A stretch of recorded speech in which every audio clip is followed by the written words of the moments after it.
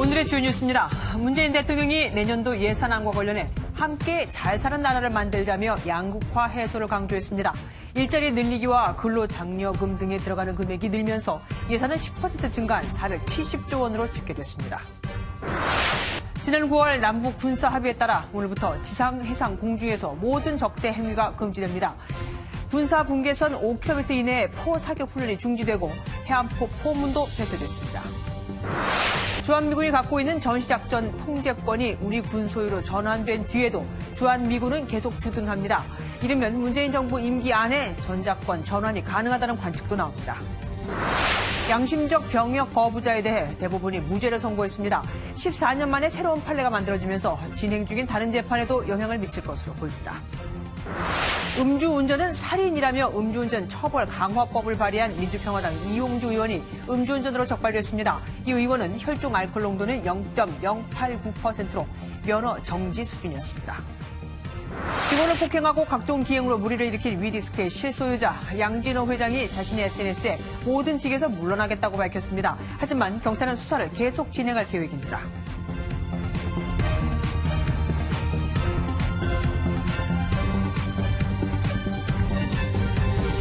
대통령 시정연설은 내년 예산을 어디에 어떻게 쓰겠다고 국민에게 설명하고 앞으로의 국정 운영 방향도 밝히는 자리입니다.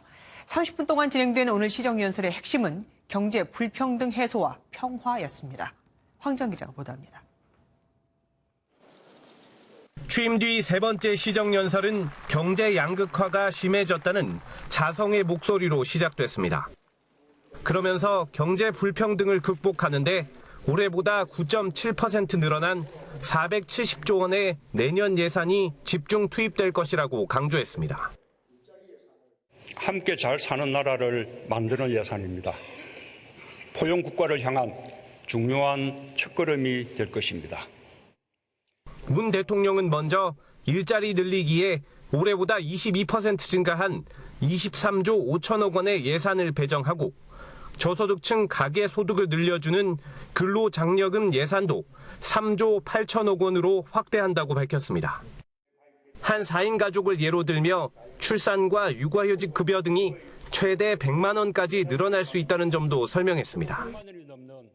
또 문 대통령은 지속 가능한 발전을 위해 한반도의 평화 역시 필요하다고 강조했습니다.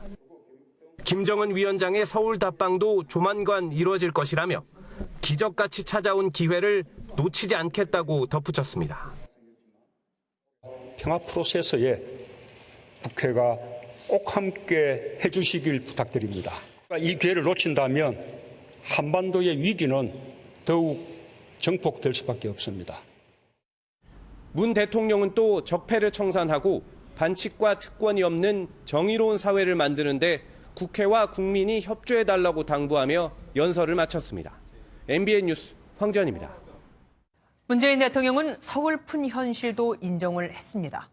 우리 경제가 2%대 저성장이 고착화될 것 같다고요. 그런데 방금 들으신 바에 따르면 이에 대한 대책이 그냥 나눠 먹고 살자죠. 야당은 저성장이라면서 경기 부양책도 없고 신규 투자 등 해법도 없다며 비판했습니다. 최형규 기자입니다. 내년도 예산안을 설명하면서 문재인 대통령은 우리 경제의 저성장 고착화 가능성을 언급했습니다. 열해 전부터 시작된 2%대 저성장이 고착화될 가능성이 높습니다. 또 대외 여건까지 좋지 않다며 재정이 더 적극적인 역할을 해야 한다고 강조했습니다. 이에 대해 야당은 구체적인 성장 해법을 제시하지 못했다고 비판했습니다. 장밋빛 청사진만을 제시하게 되었고 구체적으로 규제 개혁과 혁신 성장을 어떻게 해낼 것인가에 관한 구체적인 안은 제시하지 못했다. 자유한국당은 실패한 경제정책을 강행하겠다는 독선적인 선언이라고 혹평했습니다. 대통령께서는 일자리나 또 경제 상황이 악화되는 부분에 대해서 전혀 다른 입장을 내고 있어 참 걱정입니다. 야당이 정부 예산안의 문제점에 대한 백서까지 내는 등 꼼꼼한 심사를 예고하고 있어 다가올 예산국회에서 470조 원의 슈퍼 예산을 둘러싼 치열한 공방이 예상됩니다. MBN 뉴스 최영규입니다. 작년 문 대통령의 시정연설 기억하십니까? 당시 한국당은 현수막을 내걸고 상복을 연상케 하는 검은색 옷까지 입었었는데 올해는 분위기가 사뭇 달랐습니다. 또한 김성태 한국당 원내대표는 연설이 끝나고 먼저 나가려다가 타이밍을 놓쳤는지 대통령과 악수까지 했습니다. 조창훈 기자입니다. 짙은 회색 양복에 줄무늬 넥타이를 맨 문재인 대통령이 국회 본회의장에 들어서자 박수가 쏟아집니다. 35분간 진행된 연설 중간중간 여당은 물론 민주평화당과 정의당 의원들도 박수 행렬에 동참했고 연설이 끝나자 기립박수도 터져나옵니다. 휴대전화를 꺼내 대통령을 앵글에 담는 모습도 눈에 띕니다. 자유한국당 의원들은 적극 호응하진 않았지만 분위기가 지난해와는 사뭇 달랐습니다. 정부와 청와대를 비판하는 현수막과 피켓을 내걸며 시정연설 내내 반발하던 지난해와는 달리 차분히 연설을 지켜봤고 상복을 입는 퍼포먼스도 없었습니다. 일부 의원이 연설 좀 듣자며 박수에 항의하는 정도가 전부였습니다. 연설을 마친 문 대통령은 먼저 한국당 의원들을 찾았고 본회의장 곳곳을 돌며 여야를 가리지 않고 악수를 건넸습니다. 한편 문 대통령은 올해 시정연설에서 무려 27차례에 걸쳐 경제라는 단어를 사용했고 성장과 포용도 적극 강조했습니다. MBN 뉴스 조창훈입니다. 사실 관가에선 대통령의 시정연설보다 김동연 경제부총리의 거취가 더 관심거리였습니다. 김동연 부총리와 장하성 정책실장의 교체설에 이어 구체적인 후보군까지 거론이 되고 있기 때문입니다. 최종락 기자가 보도합니다. 김동연 경제부총리와 장하성 정책실장 경질설이 잇따라 불거지면서 교체가 임박한 것 아니냐는 관측이 제기됐습니다. 후임에는 홍남기 국무조정실장과 임종용 전 금융위원장 등이 거론됐고 검증이 진행 중인 것으로 전해졌습니다. 경제사령탑 교체를 부인하던 청와대 기류에도 미묘한 변화가 감지됐습니다. 김의겸 청와대 대변인은 문재인 대통령의 결심이 서지 않았고 결정을 내린 바가 없다고 밝혔습니다. 기존의 절대 아니다라는 대응보다는 말할 수 없다는 의미로 해석됩니다. 당사자인 김동연 경제부총리는 거취 논란과 관련해 언제든 책임지고 물러나겠다고 말했습니다. 지금의 이런 상황에 대해서 지금이라도 책임지고 싶은 그런 심정이 왜 없겠습니까? 지금 예산 심의를 포함한 제가 맡은 책임을 다하는 것이. 국회 법정 예산 통과 시한이 12월 1일이란 점을 감안하면 그 이후에 후속 인사 가능성이 커 보입니다. 누구로 바꿀지는 문 대통령의 결정만이 남았습니다. 하지만 사람을 바꿔도 경제가 나아진다는 보장이 없다는 것이 대통령의 고심이라고 청와대 관계자는 전했습니다. MBN 뉴스 최종락입니다. 군사 분야 합의에 따라 오늘부터 한반도 내 모든 군사적 적대 행위가 중지됐습니다. 특히 군사 분계선인 인근 육해공 모든 곳에서 이젠 훈련용 포성도, 총성도 들리지 않게 됐습니다. 연장현 기자입니다. 전차들이 이리저리 대열을 바꾸면서 북쪽을 향해 연신 포탄을 날립니다. 지난해 신년을 맞아 진행됐던 K9 자주포 등 포병 사격 훈련 모습입니다. 강북 훈련장에서 해마다 110여일씩 포사격을 포함한 전술 훈련이 열렸지만 앞으로는 사격을 제외하고 진지 변환 훈련 등만 가능합니다. 9.19 군사합의서에 따라 오늘부터 군사분계선 5km 이내 지역에선 포사격이 중지됐습니다. 제 뒤로 보이는 곳이 강북 포사격 훈련장인데 이곳의 표적지인 스토리 사격장이 해당 지역 안에 들기 때문에 앞으로는 이곳에서도 포성이 들리지 않게 됩니다. 남측에선 스토리 사격장을 비롯해 적거리 사격진지, 칠성 사격진지 등 모두 3곳에서 더 이상 포사격 훈련을 할 수 없습니다. 육군은 군사분계선 MDL 기준 5km 바깥 지역에 새로운 표적지 사격장 개설을 논의하는 가운데 훈련 일정을 주변 사격장으로 분산하기로 했습니다. 육지뿐 아니라 바다와 하늘에서도 모든 적대 행위가 중지됐습니다. 해상에선 해안포 사격이 전면 중지됐고 MDL 상공 일대에는 비행금지 구역이 설정됐습니다. 적대 행위를 전면 중지함으로써 남북 간 군사적 긴장을 완화하고 신뢰 구축을 촉진하며 실질적인 전쟁 위험을 제거하는 중요한 전기가 마련되었다고. 군은 국토 수호에 영향이 없도록 비사격 훈련 등을 통해 상시 대비 태세를 유지하겠다고 밝혔습니다. MBN 뉴스 연장현입니다. 한반도의 화약고로 불리던 서해 북방 한계선 NLL 일대도 마찬가지입니다. 오늘부터 포성이 사라졌죠. 그런데 북한이 연평도와 마주보는 해안포 한계를 여전히 폐쇄하지 않고 있습니다. 우리만 약속을 다 지키는 걸까요? 김근희 기자입니다. 연평도에서 12km 떨어진 곳으로 2010년 연평도에 포격을 퍼부었던 북한의 개머리 진지입니다. 남북 군사합의에 따라 서해 완충수역안에 포함되면서 오늘부터 이곳에 있는 해안포도 모두 폐쇄돼야 합니다. 그런데 직접 확인해보니 연평도에서 보이는 2개 중 1개만 닫혀있고 다른 1개는 여전히 열려 있습니다. 이에 우리 군 당국이 조치할 것을 요구했고 북측은 상부 보고 후 조치하겠다고 답했습니다. 군 관계자는 오늘 새벽에도 해당 해안포 쪽에서 작업하는 움직임이 있었다며 포문 고장 등 의도치 않은 이유로 보인다고 말했습니다. 북한은 이 해안포 1개만 제외하고 나머지 해안포는 모두 폐쇄 조치한 것으로 알려졌습니다. 우리 군도 즉각 합의행에 나섰습니다.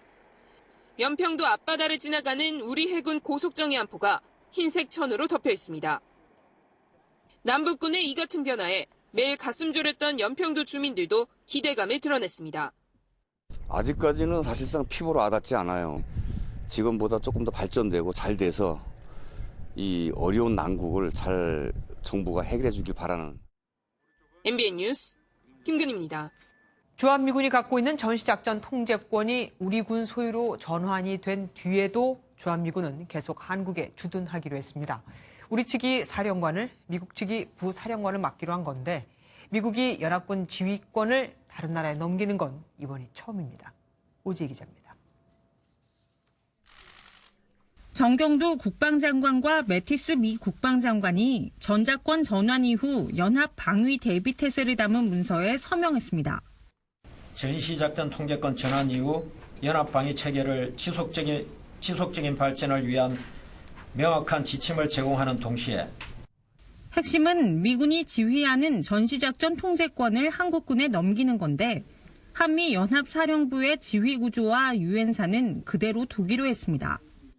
다만 연합사 사령관은 한국군 대장이, 부사령관은 미군 대장이 맡기로 했는데 미군이 연합군 지휘권을 다른 나라에 넘긴 건 이번이 처음으로 이례적입니다. 주한미군도 현재 규모를 유지하며 계속 주둔하기로 했습니다. In signing this document, we also reaffirm the continued presence of U.S. troops stationed on the Korean Peninsula in fulfillment of U.S. commitments established 65 years ago in our Mutual Defense Treaty.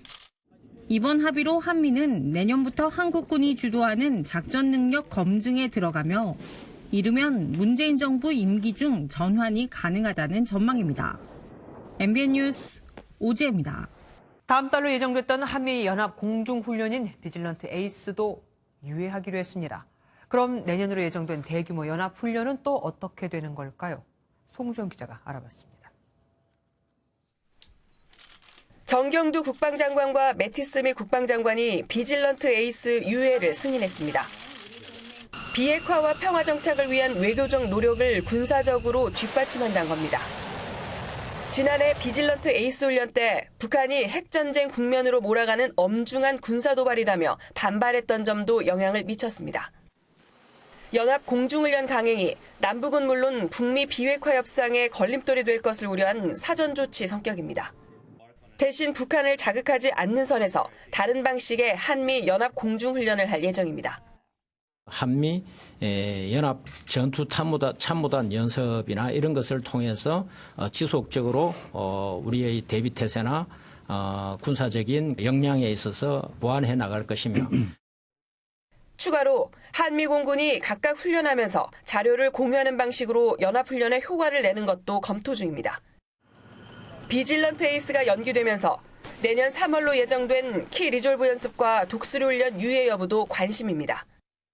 실무 검토를 거쳐 다음 달 1일쯤 시행 여부가 최종 결정될 전망입니다. 한편 매티스 장관은 안보협의회의 이후 기자회견에서 판문점 선언 이행을 위한 군사 분야 합의서인 9.19 남북 군사합의 지지 의사를 밝혔습니다. MBN 뉴스 송정입니다. 드디어 다음 주에 북미 고위급 회담이 열린다고 하죠. 미국은 북한이 말한 것보다 더한 플러스 알파를 내놓으라고 하고 북한은 미국이 뭔가 상응한 조치를 해줘야 내놓는다고 하는데 어디서 그 접점이 맞춰질까요? 최은미 기자입니다. 폼페이오 미 국무장관이 현지 라디오 방송과의 인터뷰에서 다음 주 북한 측 카운터파트와 만나 핵사찰 문제를 논의할 거라고 말했습니다. 구체적으로 언급하진 않았지만 9일 뉴욕에서 김영철 북한 노동당 부위원장과 만날 것이란 전망이 우세합니다. 3.5 weeks ago, he committed to allowing American inspectors to come look at two significant sites, and we hope to get them there before too long. It's one of the. 여기서 언급된 두 가지 중요 시설은 4차 방북 당시 김정은 북한 국무위원장이 약속한 풍계리 핵실험장과 동창리 미사일 엔진 시험장입니다. 미국은 이 두 곳에 플러스 알파, 영변 핵시설까지 사찰 대상에 포함돼야 북한이 원하는 상응 조치를 제공할 명분이 생긴다는 입장입니다. 극적으로 합의한다면 2차 북미 정상회담으로 이어지는 비핵화 프로세스는 순풍을 탈 수 있습니다. The next year where we can make a substantial breakthrough in taking down the nuclear threat from North Korea. 하지만 북한이 영변 핵시설 폐쇄 등 추가 조치를 제재 해제와 연계할 경우 빅딜 성사는 요원해질 수 있다는 분석도 나옵니다. MBN 뉴스 최은미입니다. 북한 김정은 위원장이 오늘은 원산과 평양남도를 방문해 대북 제재 탓에 나라 사정이 어렵다고 밝혔습니다. 미국과 협상을 앞두고 의도된 메시지로 보입니다. 주진희 기자입니다. 김정은 위원장이 지난 5월과 8월에 이어 또다시 원산 갈마 해안 관광지구를 찾았습니다. 일꾼들 사이를 걸어다니는 김정은 위원장의 앞뒤로 얼기설기 만든 나무 지지대와 콘크리트를 들것으로 옮기는 모습도 포착됩니다. 어려운 바다 동지에서는 모든 것이 어렵고 긴장한 오늘과 같은 시기에 연속적인 성과를 확대해 나가는 것은 적대 세력들에게 들시우는 명중포로 되며 어려운 경제 현실을 여과 없이 드러낸 겁니다. 그러면서 그 원인을 미국 등 국제사회의 대북 제재 탓으로 돌리는 것도 빼놓지 않았습니다. 적대 세력들이 우리 민의 복리 증진과 발전을 가로막고 악랄한 제재 책동에만 어리석게 광분하고 있지만 이와 관련해 전문가들은 북미 협상 재개를 앞두고 김 위원장이 안팎으로 의도된 메시지를 던진 것으로 분석하고 있습니다. 외부적으로는 김 위원장이 각별히 챙기는 현안을 드러냄으로써 미국의 제재 완화를 압박하는 것으로 보입니다. 여기에 대내적으로는 3개월마다 원산지구 모습을 보여줘 주민들에게 성과를 독려하기 위한 것으로도 풀이됩니다. MBN 뉴스 주진입니다. 리선관 북한 조국 평화통일위원장의 냉면 발언 파장이 좀처럼 가라앉질 않고 있습니다.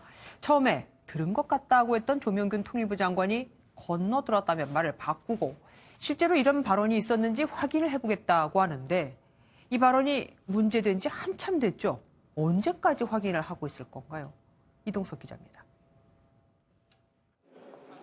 자유한국당의 사퇴 압박을 받고 있는 조명균 통일부 장관이 냉면 모욕에 대해 자신도 건너들은 것에 불과하다며 사실을 확인하고 있다고 밝혔습니다.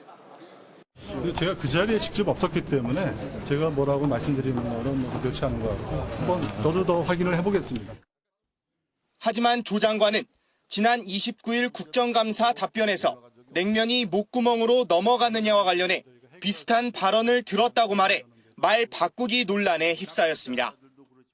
이와 관련해 홍영표 더불어민주당 원내대표는 박용만 대한상공회의소 회장과 재벌 총수 3, 4명에 확인한 결과 그런 일이 없었다며 거들고 나섰습니다. 이런 문제가 그렇게 참 이런 사안들을 그렇게 키워가는지 난 이해가 되지 않습니다. 김성태 자유한국당 원내대표는 기업의 입에 재갈을 물리고 있다고 비판했습니다.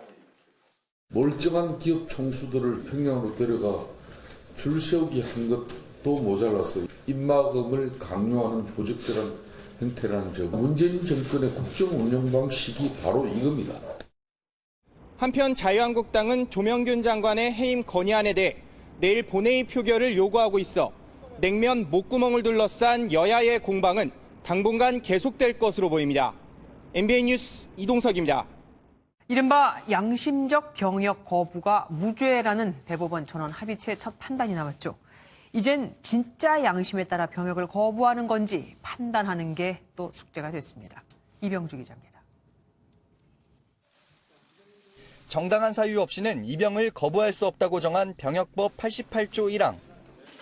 이번 재판의 핵심은 여호와의 증인 신도인 피고인이 종교적 이유로 병역을 거부하는 게 병역법에 근거한 정당한 사유에 해당하는지 여부였습니다.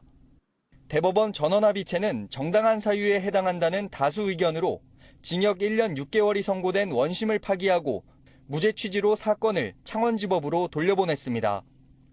병역 의무의 이행을 일률적으로 강제하고 그 불이행에 대하여 형사처벌 등 제재를 하는 것은 소수자에 대한 관용과 포용이라는 자유민주주의 정신에도 위배됩니다. 다만 남용을 막기 위해 피고인의 전반적인 삶을 토대로 진정한 양심적 병역 거부인지를 판단해야 한다는 단서를 달았습니다. 반대 의견도 있었습니다. 대법관 13명 중 4명은 대체 복무가 아직 마련되지도 않은 상황에서 섣부르게 무죄를 선고하는 것에 대한 우려를 나타냈습니다. 병역 의무의 형평성에 대한 국민의 기대에서 크게 벗어나는 것으로서 갈등과 혼란을 초래할 것이라는 우려를 금할 수 없습니다. 또 병역을 거부하는 양심이 진실된 것인지 증명하기 모호하다고도 지적했습니다. 대법원이 14년 만에 병역 거부에 대한 새로운 판례를 내놓으면서 전국에서 진행 중인 980여 건의 재판의 상당수가 무죄로 나올 것으로 보입니다. MBN 뉴스 이병주입니다. 이번 소송 당사자는 용감한 판결이라고 하지만 이번 판결에 대해 반발 여론도 만만치 않습니다. 이미 가 있는 병사들은 뭐가 되느냐, 납세의 의무도 양심적으로 거부하고 싶다 등등 많은 말들이 쏟아져 나왔습니다. 손기준 기자입니다. 오전 10시 재판이 열리기 1시간 전부터 법정 문 앞은 참관인들의 긴 줄이 이어집니다. 이윽고 무죄 취지의 대법원 선고가 나오고 5년 만에 범죄자 굴레에서 벗어나게 된 이번 재판의 피고인 34살 오승원 씨는 용감한 판결에 감사한다고 말했습니다. 대법원 전원합의체의 이런 용감한 판결에 정말 감사드립니다. 우려를 모두 좀 해소시킬 수 있도록 성실히 복무하도록 노력하겠습니다. 오 씨의 변호인도 감회를 토로했습니다. 지금까지 118건의 무죄 판결이 나왔고 그 무죄 판결의 행렬이 오늘 이 판결에 전합체의 변경을 가져온 게 아닌가 생각이 듭니다. 시민단체들도 대법원 선고를 환영하며 국제 기준에 맞는 대체복무제 도입을 강조했습니다. 많은 병역 거부자를 양산하고 있는 이 대한민국에서 더는 감옥행 가지 않게 법을 제대로 만들어라, 이 취지라고 저희는 이해하고 있습니다. 하지만 인터넷에는 군에 복무하는 젊은이들은 무슨 생각을 하겠나, 양심적 납세 거부하고 싶다 등 반발 여론도 들끓었습니다. 정부가 오는 6일 대체복무 방안을 발표할 예정인 가운데 이번 선고를 둘러쌀 논란은 쉽게 사그라지지 않을 전망입니다. MBN 뉴스 송기준입니다. 이용주 민주평화당 의원이 어젯밤 음주운전을 하다 신고를 받고 출동한 경찰에 붙잡혔습니다. 이 의원은 음주운전 처벌 강화 법안 발의에 참여했었고 또 얼마 전엔 자신의 블로그에 음주운전은 살인이다라는 글을 남겼었죠. 서동균 기자입니다. 민주평화당 이용주 의원이 어젯밤 11시쯤 음주운전을 하다 경찰에 적발됐습니다. 보좌진들과 회식 도중 술을 마신 상태였지만 이 의원은 그대로 운전대를 잡았습니다. 16명 치고는 소주가 한 20병도 안 들어갔나. 아니요, 취하지 않았었어요, 별로 많이. 차가 비틀거린다는 시민의 신고를 받고 출동한 경찰에 적발되기까지 이 의원은 음주 상태로 무려 15km를 달렸습니다. 출동한 경찰과 함께 이곳까지 약 50m를 이동한 이 의원은 음주 사실을 순순히 인정했습니다. 이 의원은 적발 당시 혈중 알코올 농도 0.089%로 면허 정지 수준이었습니다. 이 사실이 알려지자 이 의원은 곧바로 사과와 반성의 의미를 담아 입장을 표명했습니다. 음주운전에 대한 처벌을 좀 더 강화하자는 법안이 발의되고 있는 이 시점에서 정말로 죄송하고 송구스럽게 생각합니다. 이 의원은 지난달 국회에 제출된 음주운전 처벌 강화 법안의 공동 발의자, 최근엔 음주운전은 살인행위라는 내용의 글을 자신의 블로그에 올리기도 했었습니다. 경찰은 조만간 이 의원을 불러 음주운전 경위를 조사할 방침입니다. MBN 뉴스 서동균입니다. 폐지를 줍던 50대 여성을 아무 이유 없이 폭행해 숨지게 한 20대 남성의 혐의가 상해치사가 아닌 살인으로 바뀌었습니다. 경찰은 살인의 고의성이 없다고 했는데 그렇게 봤는데 검찰이 조사해보니 아니었거든요. 강진우 기자가 보도합니다. 어둠이 짙게 내린 경남 거제의 한 부둣가. 20대 남성이 폐지를 줍던 50대 여성을 질질 끌고 나오더니 얼굴을 발로 차 쓰러뜨립니다. 피해 여성이 이 남성의 다리를 잡고 살려달라고 예언하지만 머리채를 잡고 내동댕이 칩니다. 그렇게 아무 이유 없이 시작된 무차별 폭행은 30여 분 동안 계속됩니다. 132cm의 키에 31kg밖에 되지 않는 이 여성은 병원으로 옮겨졌지만 결국 숨을 거두고 말았습니다. 사람인지 아닌지 질질 끌고 가길래 확인하러 갔는데 아니야, 처음에 애기 같은 사람이 누워 있어가지고 큰일 났다 이래가지고 그렇게 해서 이제 경찰에 신고를 하고. 경찰은 남성이 살인에 고의가 없다고 보고 상해치사 혐의로 사건을 검찰에 넘겼습니다. 하지만 검찰의 판단은 달랐습니다. 이 남성이 폭행 직전 자신의 휴대전화로 사람이 죽었을 때와 같은 살인과 관련된 글을 검색한 기록을 찾아냈기 때문입니다. 상해치사나 살인이 다 피해자가 사망을 한 부분이고 그 사망했다는 데한 고의성은 다 이제 같기 때문에 일단은 그렇게. 상해치사 혐의가 살인 혐의로 바뀐 건데 경찰의 부실 수사가 논란이 되는 이유입니다. 청와대 국민청원 게시판에는 남성을 처벌해달라는 글이 올라와 13만 명 이상의 공분을 사고 있습니다. MBN 뉴스 강진우입니다.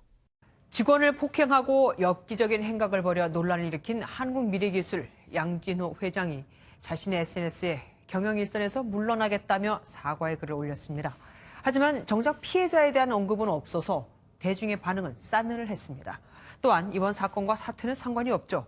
경찰도 계속 수사할 방침입니다. 이재호 기자입니다. 양진호 회장이 자신의 SNS 계정에 사과글을 올렸습니다. 폭행 영상이 공개돼 물의를 일으킨 지 이틀 만입니다. 양 회장은 보도와 관련된 모든 사항에 대해 책임을 지겠다고 밝혔습니다. 회사 조직을 잘 추슬러야겠다는 생각에서 독단적 행동을 했다면서 잘못을 깊이 뉘우치고 있다고 덧붙였습니다. 한국미래기술 회장 등 회사 운영에서 손을 떼겠다고 했습니다. 피해자들을 찾아 사죄하기 전 자신의 행동을 뉘우치기 위해 사과글을 올렸다고 설명했습니다. 합동수사팀까지 꾸린 경찰은 이와 상관없이 수사에 속력을 내고 있습니다.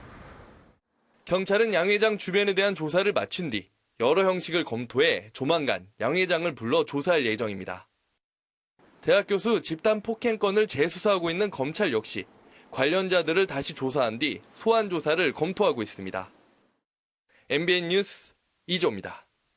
숙명여고 시험지 유출 의혹 사건을 수사 중인 경찰이 전 교무부장의 집에서도 의심되는 정황을 발견했습니다.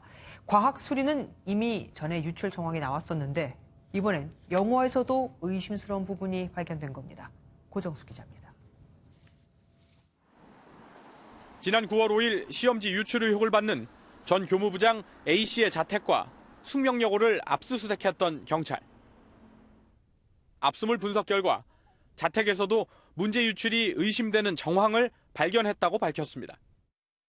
쌍둥이 자매끼리 시험을 치른 후 카카오톡으로 대화를 나눈 내용 중에서 의심이 가는 부분도 확보했습니다. 경찰이 또 주의 깊게 들여다보는 부분은 쌍둥이 동생의 휴대전화 메모입니다. 이 메모는 주어진 단어로 문장을 만드는 영어 출제 문제의 답이었습니다. 그런 식의 유형이 좀 평소에 많이 나오는지. 이번에 영어가 좀 쉽게 나왔어요. 다 외우면 알지. 경찰은 이를 근거로 지난달 30일부터 영어 과목을 비롯한 관련 교사 2명을 참고인으로 조사했다고 밝혔습니다.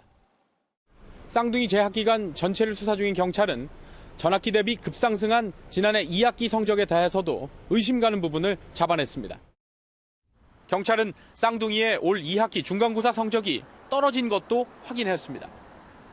시교육청이 추천한 고교교사 3명으로부터 쌍둥이 자매의 성적 추이 분석 의견도 들은 상태입니다. 전 교무부장과 쌍둥이 자녀 등 피의자 조사를 우선 일단락한 경찰은 수능 시험 전 수사를 마무리하겠다는 방침입니다. MBN 뉴스 고정수입니다.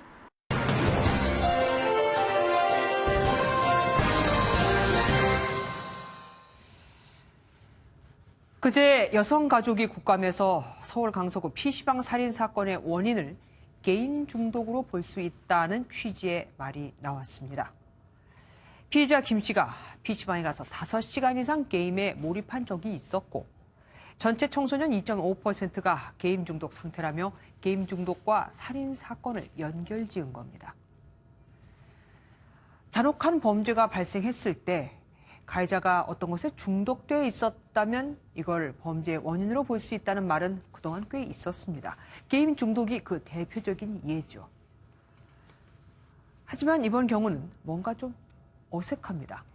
여가부한테 게임 관련 정책이 부족하다는 걸 지적하기 위해 강서구 PC방 살인 사건을 엮은 거거든요. 아직 사건이 확실히 규명되지도 않았고 경찰의 최종 조사 결과도 나오지 않았는데 이 강력범죄의 원인을 게임 중독 하나로 압축한 겁니다. 게다가 이를 입증한다며 내놓은 자료도 다소 허술했습니다.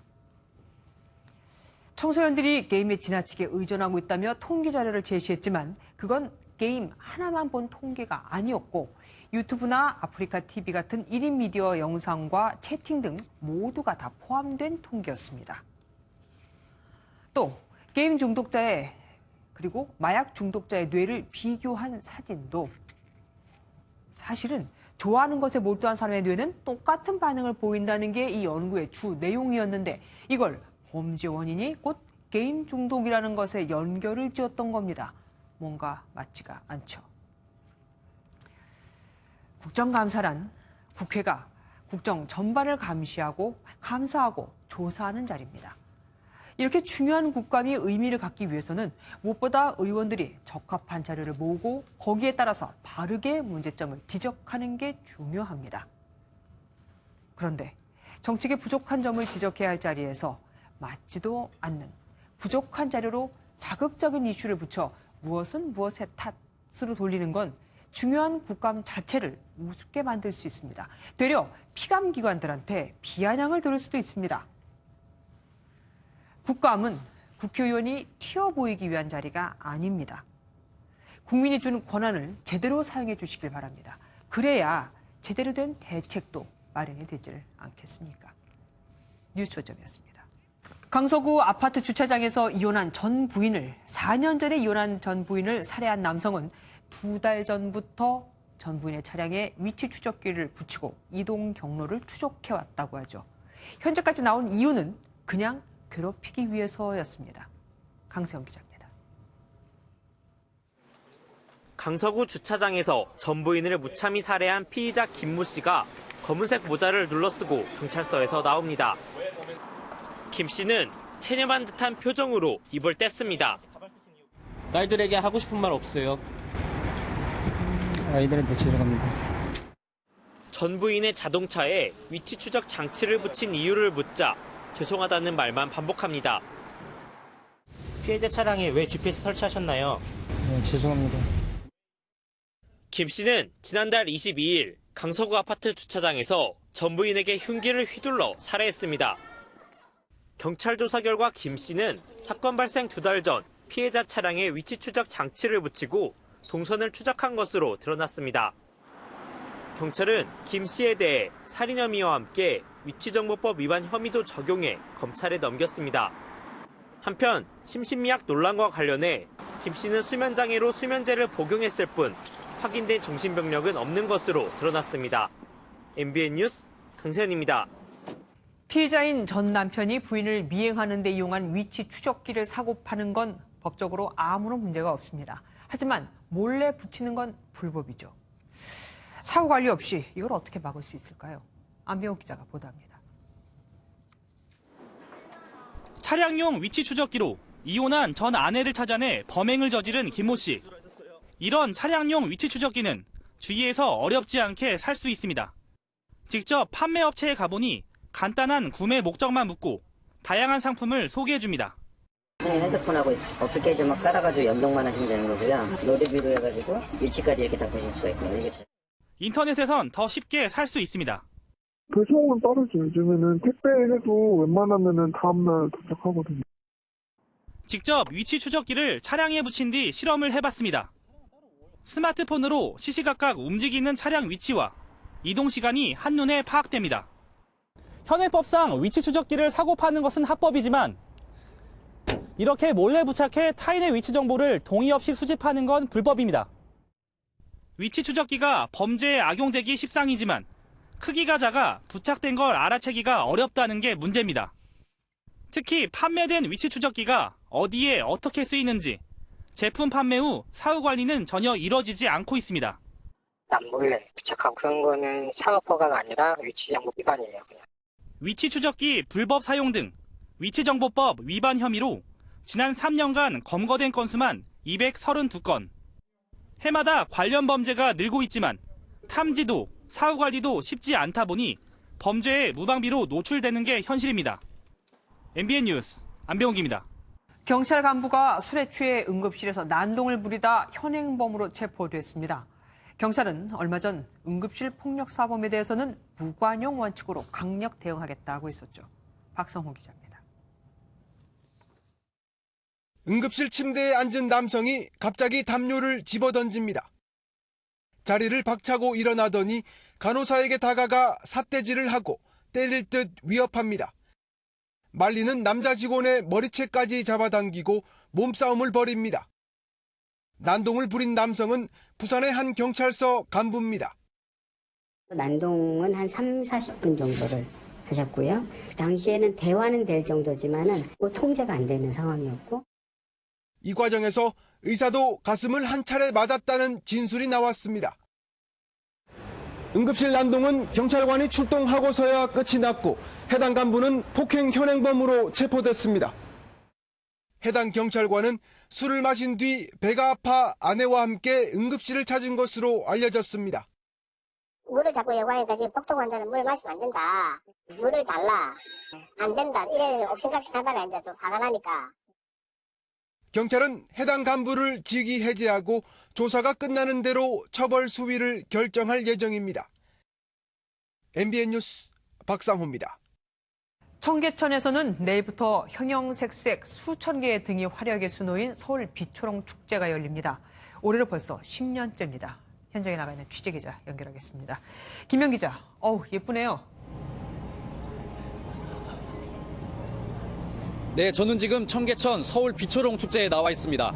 제 뒤로 보이시는 것처럼 형형색색의 조형물들이 청계천의 밤을 아름답게 수놓고 있습니다. 올해로 10회째를 맞이하는 서울 비초롱 축제는 서울을 대표하는 축제로 자리 잡았는데요. 지난 2009년 시작된 이래 매년 250만 명 이상이 찾았고 올해는 약 300만 명이 방문할 것으로 예상됩니다.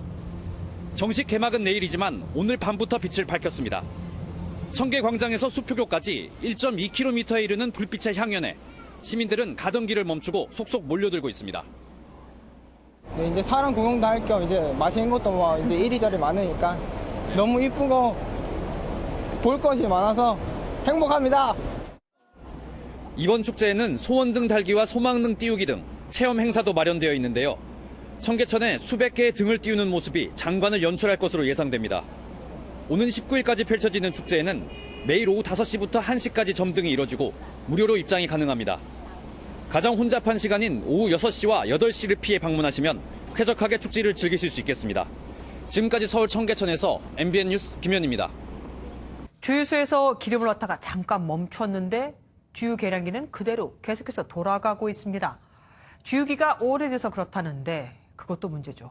오래된 주유기가 어디 한두 개인가요? 전민석 기자입니다. 한 손님이 연료 첨가제를 넣으려고 주유를 멈춰달라고 말합니다. 그런데 주유기를 뺐는데도 멈춰야 할 주유 계량기는 계속 올라갑니다. 기름을 안 넣는데 지금 돈이 올라가잖아, 계속. 현재 SNS상에 퍼지면서 조회수 5만 명을 넘어간 영상입니다. 한국석유관리원 검사관과 해당 주유소를 직접 찾았습니다. 문제의 영상에 대해 주유소 사장은 조작은 아니라며 주유기가 낡아서였다고 해명합니다. 기계 자체가 지금 마킹이 좀 흐려가지고 그때 잘못돼가지고 샌다든지 그런. 열흘이 지난 현재 점검을 해본 결과 문제는 없는 것으로 나타났습니다. 석유관리원 측은 오래된 주유기에서 간혹 발생할 수 있는 문제라는 입장입니다. 디셀프 주유소 같은 경우는 아무렴 그런 기능들이 좀 없겠죠. 주유기가 오래돼 이런 현상이 일반적으로 발생하는 게 확인된다면 전국적인 실태 조사가 필요해 보입니다. MBN 뉴스 전민석입니다. 한우 소비 촉진을 위해 만들어진 한우데이를 맞아 한우를 반값에 살 수 있다는 마트에 많은 사람이 몰렸습니다. 그런데 예전과 달리 스테이크용 고기가 불티나게 팔렸다고 합니다. 한우로 양식 스타일을 해먹는 거죠. 홍수환 기자입니다. 아침부터 대형마트 입구에 길게 줄 선 사람들. 개장 시간이 되자 곧바로 한우 코너로 향합니다. 오늘 한우데이를 맞아 전국의 대형마트에서 나흘 동안 한우를 반값에 팔고 있기 때문입니다. 어머니도 여기 안 돼요? 한우데이는 지난 2008년 한우 소비 촉진을 위해 지정된 날로 한자 소 우에 숫자 1 모양이 3개 들어간 것에서 착안해 11월 1일로 정해졌습니다. 그야말로 한우 대목. 그중에서도 단연 인기는 스테이크용 고기입니다. 최근 한우에서도 이처럼 두껍게 썰린 등심과 체크살 등 스테이크용 부위에 대한 관심이 증가하고 있습니다. 등심 사러 왔어요. 평소 때는 한우를 좀 먹을 수 있는 기회가 부족했다고 생각하는데 이번 기회에 이제 좀 사다 놓고 자주 먹으려고. 실제로 한우에서 스테이크용 부위의 매출 비중은 최근 5년 사이 35%포인트나 증가했습니다. 그런가 하면 미국산만을 고집하던 한 유명 스테이크 전문점도 한우 메뉴를 개발 중입니다. 고객분들이 요청이 이제 고급 스테이크 버전을 많이 원하셔서 한우 고기를 이용해서 이제 스테이크를 출시할 예정입니다. 마블링이 좋아서 씹는 맛도 좋고요. 고소한 맛도 있습니다. 수입산이 강세인 스테이크 시장. 하지만 이제는 한우 스테이크의 인기도 날로 높아지고 있습니다. MBN 뉴스 홍주환입니다. 집에 두고 온 반려동물이 걱정돼 가족용 IP 카메라를 설치하고 틈틈이 들여다보는 사람 상당수는 혼자 사는 여성들입니다. 이런 점을 노려 IP 카메라를 해킹해 이 여성들의 사생활을 엿보고 녹화까지 한 남성들이 붙잡혔습니다. 정수정 기자입니다. 집안에 설치된 카메라가 고양이를 비춥니다. 반려동물을 밖에서 지켜볼 수 있는 IP 카메라인데 주로 혼자 사는 여성들이 설치합니다. 이 카메라에 개인의 사생활도 고스란히 담기는데 문제는 보안이 취약하다는 겁니다. 훨씬 기분이 더 많이 나빠요. 그래서 내가 뭐 오늘 장면이 찍혔으려나 혹시 뭐 우리 그때 옷 같은 거 잘 챙겨 입고 다녔나? 이렇게 집에 설치된 IP 카메라를 해킹해 타인의 사생활을 엿본 40대 황모 씨 등 10명이 경찰에 무더기로 붙잡혔습니다. 이렇게 IP 카메라를 해킹해 다른 사람의 사생활을 스마트폰이나 PC를 이용해 수시로 엿본 겁니다. 이들이 해킹한 IP 카메라는 4년간 모두 4,900여 대, 영화 700여 편에 달하는 영상 분량입니다. 초기에 설정된 IP 카메라의 아이디나 비밀번호를 변경해서 사용해야 할 것이고요. 보안 업데이트를 주기적으로 해야 할 것입니다. 사용하지 않는 경우에는 전원을 꺼두거나. 경찰은 피해자들로부터 압수한 영상물을 전량 폐기 조치하고 인터넷 유포 여부에 대해서도 계속 수사할 계획입니다. MBN 뉴스 정수정입니다. 안녕하십니까. 스포츠 뉴스입니다. 대한축구협회가 병역 특례 봉사 확인서 조작으로 물의를 빚은 장현수에게 국가대표 자격 영구 박탈과 벌금 3천만 원이란 역대 최고 중징계를 내렸습니다. 장현수는 어떤 처벌도 달게 받겠다고 말했습니다. 전광열 기자입니다. 국가대표 자격 영구 박탈과 벌금 3천만 원은 축구협회가 한 선수에게 내린 역대 가장 높은 수위의 징계입니다. 대한축구협회 공정위원회는 사회적으로 물의를 일으킨 선수는 국가대표가 될 수 없다는 점을 확인하는 차원에서 관련 규정에 구애받지 않고 중징계를 내렸다고 설명했습니다. 병역법상 한번 경고받는 정도인데 거기에 대해서 너무 과한 게 아니냐라는 이야기도 나올 수가 있겠지만 경고적 의미에서 다소 어떻게 보면 중하다고 생각할 수 있을 정도의 결정을 하였습니다.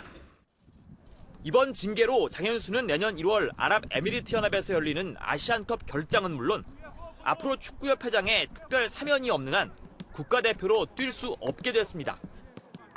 장현수는 축구협회 공정위원회에 깊이 반성하고 있으며 어떤 징계도 달게 받겠다고 전했습니다.